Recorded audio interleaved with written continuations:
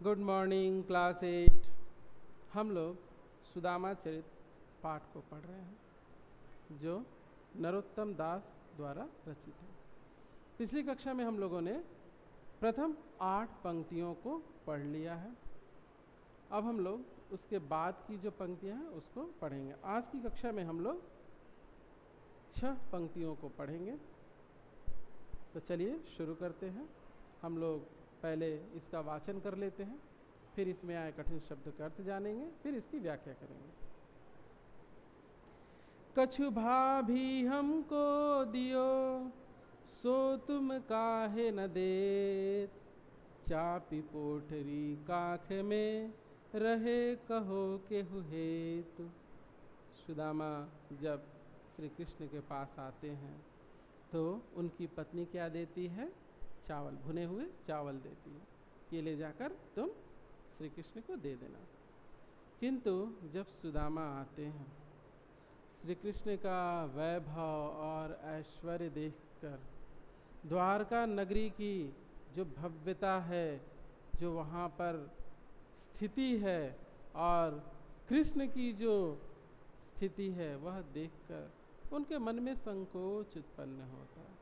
इतना बड़ा महल, इतने दास दासियां, इतने सेवक, किसी भी चीज़ की कमी नहीं, जो बोल दे वही, दूध दही की नदियां बह रही हैं, सब कुछ है, धन दौलत संपत्ति से पूरा भरा हुआ है।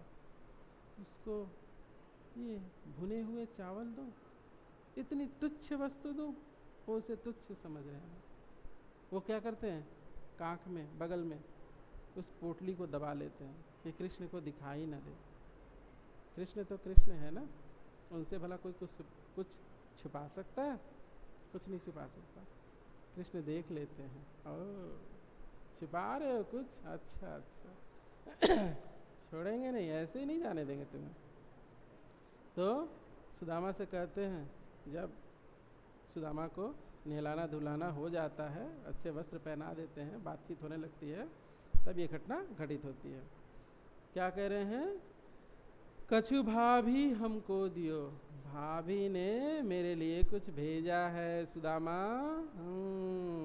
मैं समझ रहा हूँ, भाभी ने मेरे लिए उपहार भेजा है। सो तुम काहे न दे, तुम मुझे क्यों नहीं दे रहे हो? चलो निकालो, मुझे दो।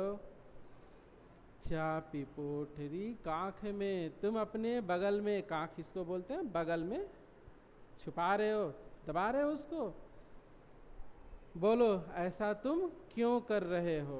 तुम्हें ऐसा नहीं करना चाहिए। तुम चलो निकालो, जो भाभी ने मेरे लिए प्रेम से दिया है वह भाई मुझे चाहिए, चलो दे दो मुझे। आगे कहते हैं, आगे चना गुरु मात दिए थे, लए तुम्हें चाबी हमें नहीं दीने। श्याम कहियो मुस्काई सुदामा सो, चोरी की बाने में हौजू प्रवीणे। पोटरी काखी में छापी रहे तुम, खोलते नाही सुधार से भीने। पाछीली बानी में आजो, पाछीली बानी आजो ना तजो तुम, तैसे ही भाभी के तंदुल कीने। पाछीली बानी अजो न तजो तुम्हें, तैसे ही भाभी के तंदुल कीने। पूरी घटना वो खोल के रख देते हैं। सुदामा तुम अभी भी नहीं सुधरे हो, याद है? याद दिलाऊं तुम्हें? अब वो पिछली घटनाओं को याद दिलाते हैं। मित्रों में ये सब चलता है। तो वे कहते हैं, तुम्हें याद है जब हम लोग सांदीपनि मुनि के आश्रम में रहते थे, विद्या अध्ययन कर रहे थे, तब गुरु माता ने, जब लकड़ी चुनने हम लोग वन में गए, तब गुरु माता ने हमें क्या दिया था? भुने हुए चने दिए थे। आगे चना गुरु मात दिए थे। जब गुरु माता ने हमें खाने के लिए चने दिए थे, लए तुम्हें चाबी हमें नहीं दीने, तुम चबाकर खा गए थे, मुझे नहीं दिया था। याद आया?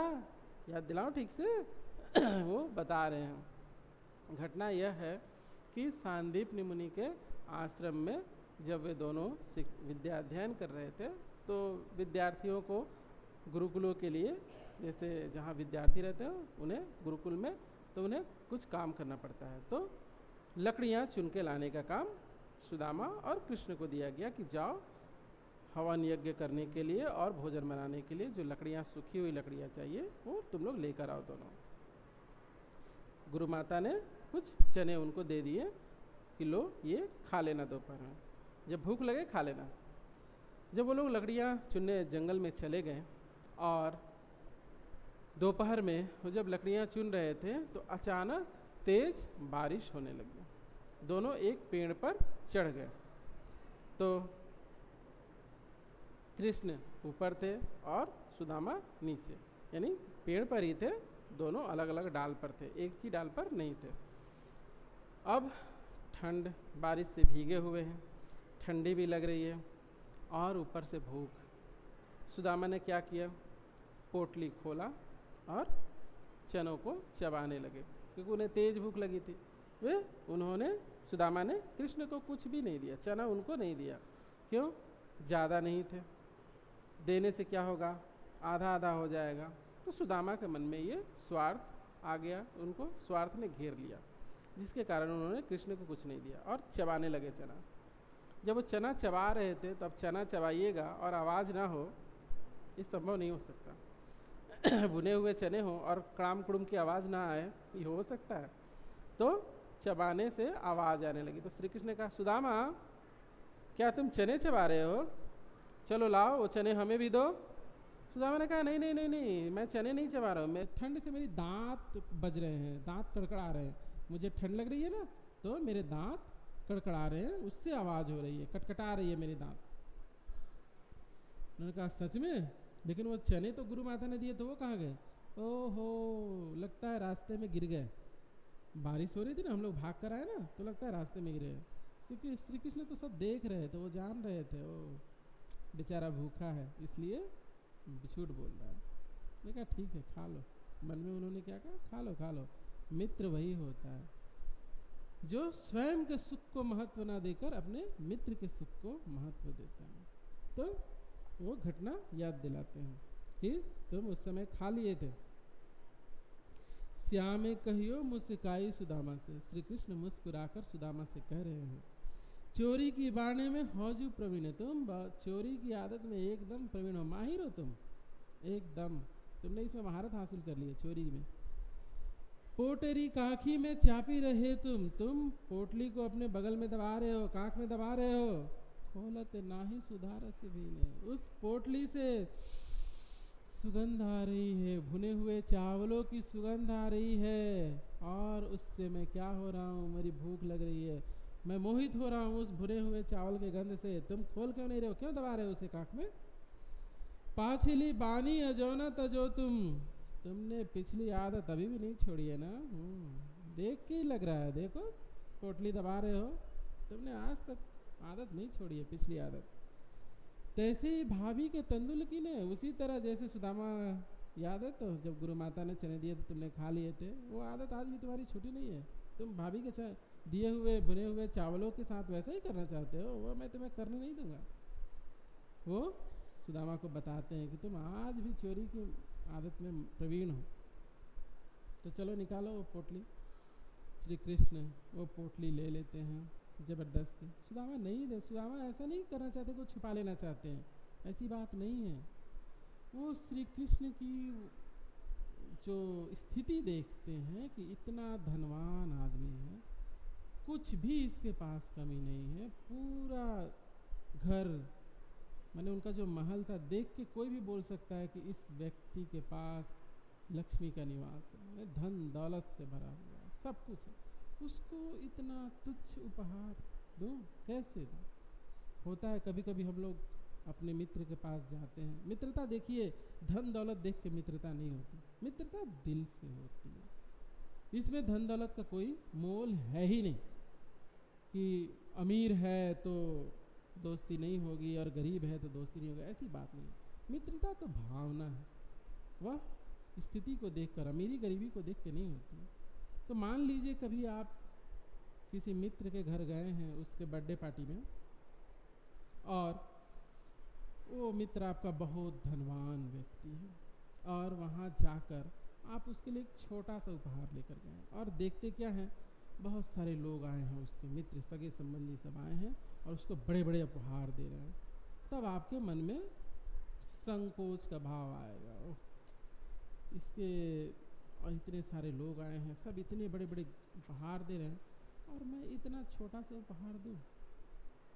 उपहार छोटा नहीं है, भावनाएं होती हैं, किस भावना से दी जा रही है और किस भावना से ली जा रही है, ये महत्व रखता है। तो उपहार छोटा बड़ा नहीं होता है, एक छोटा सा उपहार भी हमें प्रसन्नता देता है और बड़ा बड़ा उपहार भी हमें कोई प्रसन्नता नहीं देता। तो सुदामा के मन में संकोच उत्पन्न हो रहा था कि कैसे दूँ ये भुने हुए चावल इतने थोड़े से।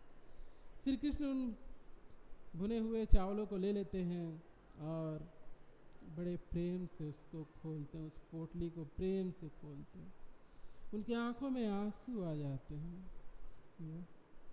इतना सुंदर उपहार और तुम नहीं दे रहे हो, अरे ये भाभी ने अपने हाथों से बुने हैं मेरे लिए, तुम नहीं दे रहे हो, उसे छुपा रहे हो, क्या कर रहे हो सुदामा।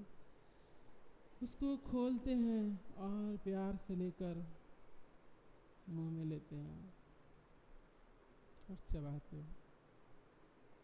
उस एक फाँक में उस सुदामा को तीनों लोक दे देते हैं, जा तीनों लोक के तुम अधिपति हो। दूसरे फाँक में वो सारा धन ऐश्वर्य सब कुछ दे देते हैं।